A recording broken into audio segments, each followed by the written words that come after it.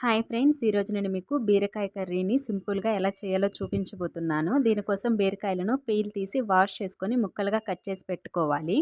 ఇప్పుడు ప్యాన్ పెట్టుకొని ఆయిల్, ఆవాలు, జీలకర్ర, ఉల్లిపాయ, పచ్చిమిర్చి వేసుకొని వేయించుకోవాలి. ఇవన్నీ వేగాక కొన్ని వెల్లుల్లి, టమాటా ముక్కలు వేసుకొని టమాటాలను బాగా మగ్గించుకోవాలి. ఇందులోనే 1 గంట నానబెట్టుకున్న పచ్చి శనగపప్పు వేసుకొని కలుపుకోవాలి.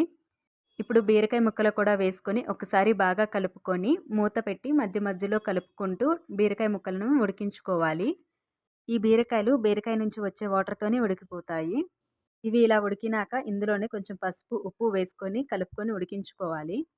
ఇవన్నీ బాగా ఉడికిన తర్వాత కొంచెం కారం కూడా వేసుకొని కలుపుకోవాలి. ఇప్పుడు నీళ్లు పోసుకొని 5-10 నిమిషాలు ఉడికించుకోవాలి. చివరిగా కొత్తిమీర వేసుకొని సర్వ్ చేసుకోవడమే.